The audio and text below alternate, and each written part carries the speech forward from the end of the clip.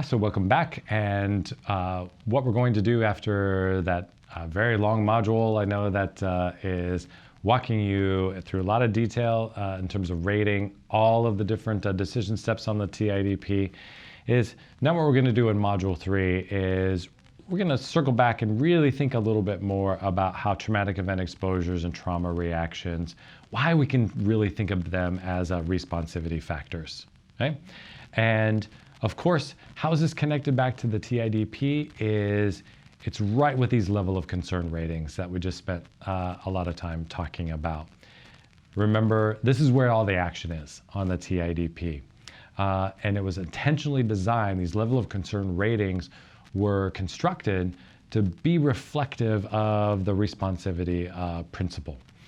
And it's essentially recognizing that traumatic events or trauma reactions or other mental health concerns, that they can all be viewed as specific responsivity factors that could be impacting the reason why this youth is showing moderate or high levels of a particular criminogenic need. And so ultimately what these level of concern ratings are, they're alerts. They're alerts to probation staff that this particular area of responsivity, traumatic events, trauma reactions, or mental health, is either associated with, it's either explaining or it's increasing the connection between that criminogenic need and risk for future delinquent behavior. And of course, we went through this in the first module as well. But this is allowing for the more full integration of all three of the major predictions about the connection between trauma and delinquency risk via the R&R model. Recall that those criminogenic needs are what is directly going to be increasing our concern about reoffending. That trauma reactions just by themselves don't have a connection between those trauma reactions and reoffending. But when present, it could be exacerbating that connection. And why? Well, it's because this youth has a history of traumatic event exposures that has increased the likelihood that they're experiencing trauma reactions. And that traumatic event exposures can kind of, increase the risk that different types of criminogenic needs might be present. Simultaneously, we know that different types of criminogenic needs can also increase the likelihood that a youth can become exposed to different types of traumatic events. And that criminogenic needs may also drive and increase the likelihood, especially with the presence of traumatic events, that a youth is going to experience different types of trauma reactions. And our level of concern ratings on the TIDP about the traumatic event exposures and the trauma reactions both have arrows pointing down to criminogenic needs and the path between criminogenic needs and reoffending. This is why we can think about them as specific responsivity factors. Right? And so that's what the R&R model is going to suggest. But what else do we know that can help to help to inform this decision? So what we can think about is that these level of concern ratings should really be informed. Your low, moderate, and high scores, they really should be informed by what you've learned about the youth based on their self-report. Some of those level of concerns may reflect a very specific, idiographic, or very individualized concern. Like for AJ, for example, when he tells you, I'm having these difficulties sleeping since my friend died, and the only way that I can go to sleep at night is when I take Xanax, right? And therefore, that specific trauma reaction, AJ is telling you point blank, this is the only way I can go to sleep at night. But of course, we know that that is, pretty negative coping skill, right? And it's also increasing and is exacerbating that criminogenic substance abuse need as well. Also recall the reason why AJ got in trouble to begin with, right? Is he committed a robbery from individuals that he was attempting to buy drugs from. So you can see how there's a potential path between some of his specific trauma reactions and his reliance on substances, and how that as a criminogenic need has informed his risk for delinquent behavior. You also can think about rating these level of concern ratings and have that be informed by what you've learned from parents or caregivers, what you've learned from collateral records and other available records or contacts as well. What we've learned through our TA calls, for example, is that many youth who are flagging on the CTS may currently be involved in mental health treatment services, and that oftentimes as a result of that CTS follow-up, the probation officer is contacting the current mental health treatment provider to discuss the results of the CTS. You may, in that contact, also be finding out information about either the traumatic event exposures or trauma reactions that may help to reinforce concerns about this aggravating impact of the youth's trauma history on particular criminogenic needs that emerged as well. Finally, we can think about these level of concern ratings being informed by the professional literature. That would give us a sense of, in large groups of adolescents or large group of kids, how often is it that different types of traumatic event exposures co-occur or are associated with particular types of criminogenic needs? And how are those two things in combination, how do they inform our understanding of delinquency risk or the likelihood of other difficulties, mental health difficulties or trauma reactions? And so we can draw on all three sources of information as a way to justify and think about our level of concern ratings. But what we really want to do in this module is to give you a snapshot of some current findings from the existing research that would be describing the associations between traumatic events and current trauma reactions and the different types of dynamic and criminogenic needs that you'll encounter on the YLS CMI. So let's start with family circumstances and parenting. What we know in general is that histories of physical abuse, histories of family violence, exposure, witnessing or experiencing emotional abuse and neglect, that these can all, of course, impact the quality of a parent-child relationship, right? So it's logical, and we've known this for a long time, that association exists. What we also know is that history or exposure, these different types of traumatic events, physical abuse, family violence, emotional abuse, is going to characterize aspects of the overall family functioning. Might inform the way that a parent is going to be engaging in supervision and discipline practices as well. And of course, a household that's characterized by family violence is most likely to have a direct impact and have an impact also on and disrupt positive parenting practices as well.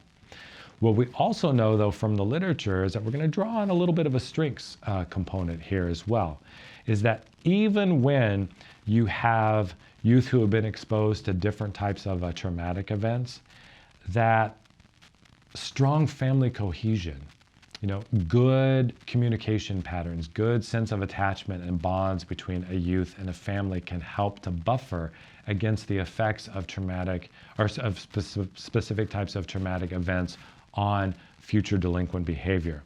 For example, a recent study has really found that high family cohesion really protected against future delinquent behavior among adolescents who had specifically witnessed a high level of community violence. And what we also know is, in a very recent study, is that the number of total trauma reactions that a youth was endorsing explained the connection between their community violence exposure and aggression as well. But that exacerbating effect, which would essentially be a good example of a specific trauma reaction as exacerbating the connecting path between community violence and aggression, that same family cohesion as a strength actually worked to try to buffer and reduce the impact of the trauma reactions on future aggression. Well, what about education and employment? Education primarily. So we know a history of a variety of traumatic event exposures disrupts an adolescent's learning. It can disrupt an adolescent's relationship with their peers or teachers, an ability to regulate their emotions and their behaviors in school. What we also know is that child maltreatment in particular, direct physical abuse, sexual abuse, emotional abuse, and neglect is a direct poor predictor of poor academic outcomes among young children and among adolescents as well. What we also know is that same maltreated children, physical abuse, sexual abuse, emotional abuse, and neglect, regardless of whether active trauma reactions were present, yes or no, that load of total number of maltreatment experiences through childhood and adolescence was a significant predictor of poor academic outcomes as well. So here what we're seeing is more of a direct connection or association between child maltreatment and problems in the education domain. What about peer relations? We've known for a long time that community violence has a direct impact on a youth's ability to form healthy relationships, within the community. And what we've seen in other studies is that the association between the total number of traumatic event exposures a youth has experienced can partially explain the association with future delinquent behavior, as it helps to explain the greater likelihood that youth that experience a high level of traumatic events are more likely to affiliate with a negative or a delinquent peer group. And the affiliation with a negative and delinquent peer group is what is helping to explain the connection between cumulative traumatic events and future delinquent behavior. Very specific to a sample of adolescent females with histories of childhood sexual abuse as a traumatic event, avoidance symptoms of PTSD or avoidance as a trauma reaction, whether it was internal or external, predicted the youth's level of social competencies. And what we know is that youth who have difficulties with social competencies are going to be more likely to be rejected by positive peers and more likely to affiliate with negative peers as well. So here's a good example of, for adolescent girls in particular, who are exposed to a very specific type of traumatic event, that is likely to increase a particular type of trauma reaction, and that particular trauma reaction increases and exacerbates the likelihood that you will see peer relation difficulties that then could be informing your concern about delinquency risk. So we spent a lot of time talking about substance abuse, right? And we have a wealth of research indicating concerns about traumatic event exposure and trauma reactions as impacting an adolescent's substance use difficulties. Okay? What we know is that of course, even longitudinally, that childhood physical abuse and childhood sexual abuse are linked and are good direct predictors of alcohol and drug use disorders, even as far away as in adulthood. What we also know is that the level of mental health difficulties present in adolescents, particularly problems with anxiety and depression, help to explain that connection between childhood physical and sexual abuse and these substance use disorders in adulthood. Haven't referenced this term yet in this presentation or training, but what we know is that polyvictimized adolescents who experience multiple different types of traumatic event exposures, that they are at a direct increased risk for engaging in and being identified as having problems with substance use. And what we also know is that the level of emotion dysregulation and anger as a specific mental health problem explains partially that association between being a poly victim and substance use problems in adolescence. So that's an example of a general mental health, anger, emotion dysregulation, or depression, irritability, as helping us to understand why there's this connection between polyvictimization and substance use difficulties.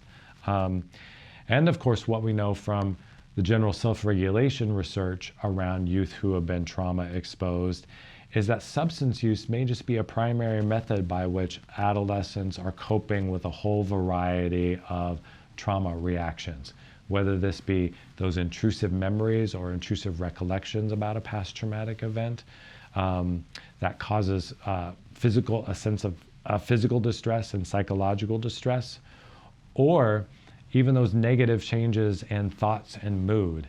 The sense to which an adolescent feels like that a past traumatic event has pulled the rug out from underneath them, has changed the way they think about themselves and about their life, or the other important relationships around them, may be more likely to turn to using substances as a way to cope with those trauma reactions. And in a recent study, what we also discovered is that those arousal symptoms, the hypervigilance, the irritability, the sleep difficulties, that are good examples of PTSD symptoms, help to explain the link between substance use problems and violent offending behaviors in late adolescence as well. So we're seeing some complex interactions between substance use that is informed by histories of traumatic event exposures, but also specific trauma reactions as well. Now, what about leisure recreation? Now, we all know that this is kind of an umbrella area on the YLS CMI that many youth will score as moderate or high, that we don't typically focus on, as an area on the case plan. The existing literature really does not support a strong, direct association between different types of traumatic event exposures and problems with leisure or recreation. But conceptually and intuitively, what we can also think about that the trauma reaction of external avoidance and also negative changes in an adolescent's thoughts or moods after the experience of a traumatic event, they may help and be identified in individual cases as a way to explain why an adolescent might begin to isolate themselves or to remove themselves from social activities that they used to enjoy or that they used to commonly participate in, say before like a particular traumatic event or before the onset of those particular types of trauma reactions. Rich connections between personality behavior and traumatic event exposure and trauma reactions. What we know from the literature is that histories of witnessing and experiencing community violence exposure are good direct predictors of reactive aggression, especially by males with who have had other delinquent histories. So here we see that it's specific witnessing or experiencing community violence helps to inform a particular type of aggression. That's that reactive aggression that's engaged in out of frustration, intolerance, or emotion dysregulation. And of course, that's a sub-item that is represented on the personality and behavior domain on the YLS. And a subsequent finding from that study also found that it is the arousal trauma reactions that also is a significant contribution to helping to explain youth who engage in a high level of reactive aggression as well. And what we also know from additional studies focusing on a slightly different area is that traumatic events reflecting interpersonal betrayal are associated with a high level of endorsement of callous and unemotional traits. Callous and unemotional traits is going to show up as lack of guilt and remorse on the personality and behavior domain on the YLSS-CMI. Among male and female delinquent youth, the number of different types of traumatic event exposures that would reflect a betrayal, meaning that these are going to be betrayals of attachments that would sort of characterize the different types of traumatic events, that helps to explain and is predictive of the level of callous and unemotional traits that a youth might acknowledge. And gets a little more complex because within that same study and with additional studies have also supported this, that what accounts for that association is the fact that a youth will engage in what's called emotional numbing. So this could be seen as a very specific type of trauma reaction where, based on this history of betrayals, that one way that a youth will learn how to become self-protective is to kind of shut down their emotions and to become essentially numb.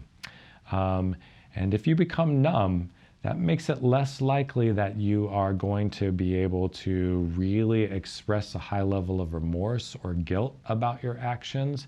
You're not going to be able to really show a lot of empathy, or you may have difficulties taking the perspective of another person as well. And so all of these are sub-items that could be reflected on the personality and behavior domain.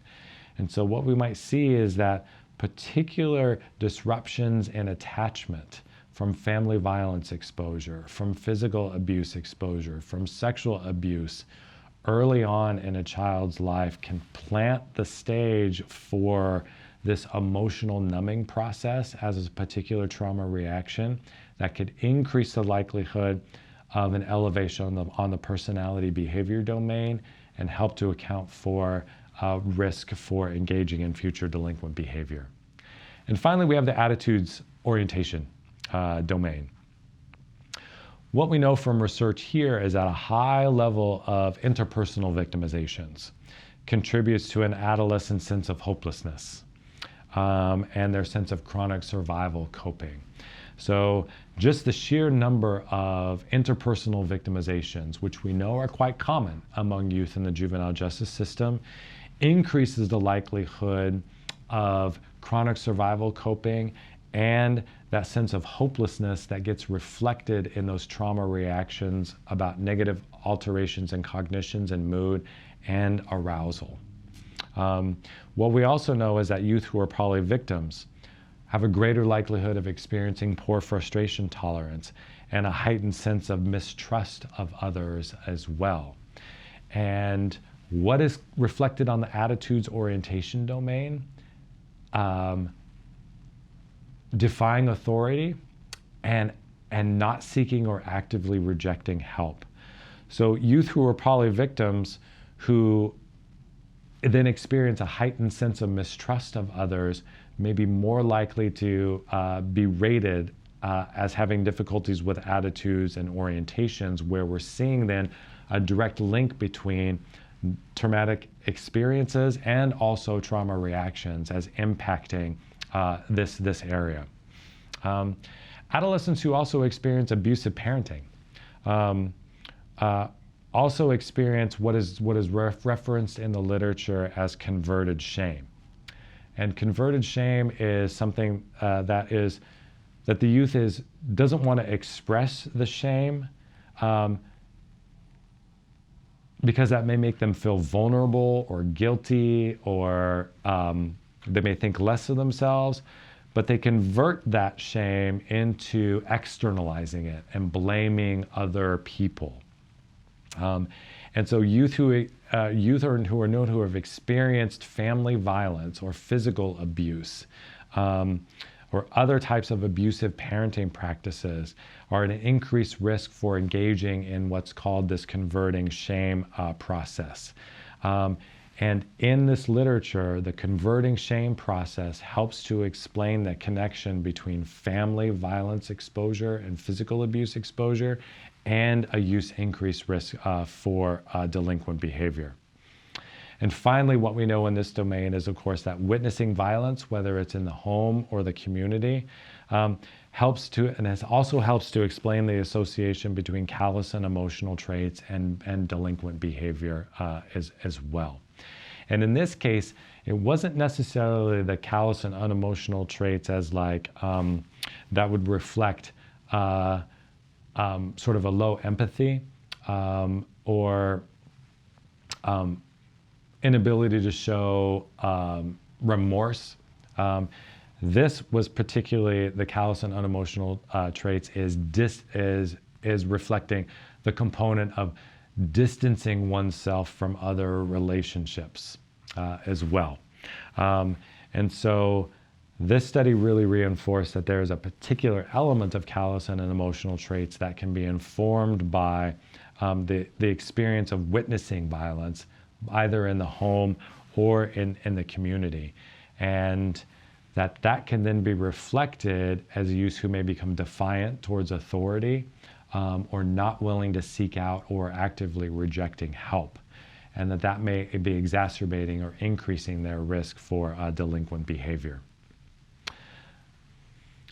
So there's multiple different ways that we can think about traumatic event exposures, trauma reactions, and different mental health problems as informing this understanding of, or its impact on specific criminogenic needs and how it can aggravate or even in some cases attenuate that connection between those criminogenic needs and delinquent behaviors. We went through multiple examples there, and now what I'd like you to do is to click on the link and answer the knowledge check questions associated with Module 3.